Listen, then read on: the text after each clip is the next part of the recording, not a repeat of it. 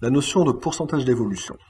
Alors, un pourcentage d'évolution va nous donner donc une évolution dans le temps, sur des années, des trimestres, comme on veut.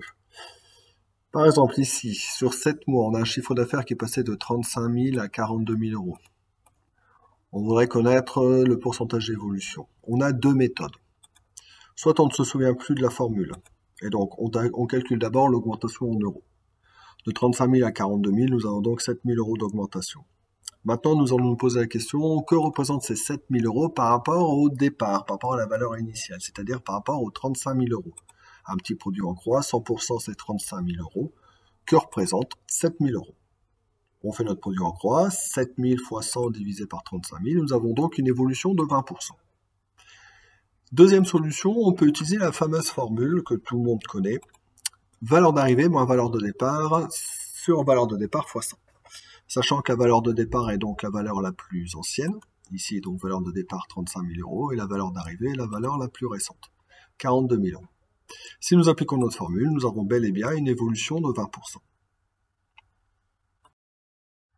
Il faut faire attention à la base. Si nous calculons l'évolution de 100 à 120, nous avons donc une évolution de plus 20%. On a bien fait valeur d'arrivée moins valeur de départ sur valeur de départ fois 100. Maintenant, si nous déterminons l'évolution de 120 à 100, nous avons donc, avec valeur d'arrivée moins valeur de départ sur valeur de départ fois 100, une baisse de 16,67%.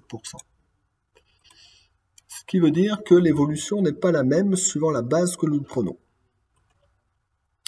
Donc ici, une augmentation de 20%, elle est annulée par une baisse de 16,67%. C'est un principe très utilisé dans nos concessions automobiles. Lorsque vous entendez une publicité où on vous offre la TVA, faites bien attention, on n'offre pas le pourcentage de TVA, mais on offre le montant de la TVA. Ainsi, tout le monde pense que nous sommes à une baisse de 20%, alors qu'en réalité, nous n'avons qu'une baisse de 16,67%. Application au tableau de bord. Cette fois-ci, nous n'avons pas de chronologie. Nous avons un objectif, nous avons une réalisation. Eh bien, le principe de base, c'est de prendre comme valeur de départ l'objectif et comme valeur d'arrivée la réalisation. Nous pouvons calculer d'abord les écarts en valeur, juste en faisant la différence.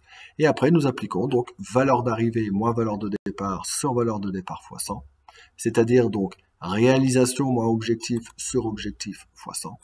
Et nous avons les écarts en pourcentage.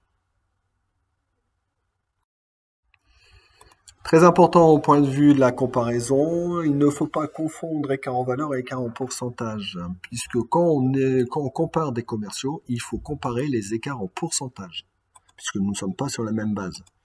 Nous avons donc ici notre commercial 2 qui apparemment il ne lui manque que 2000 euros sur son objectif, et en réalité, il est bien plus loin que ça de son objectif.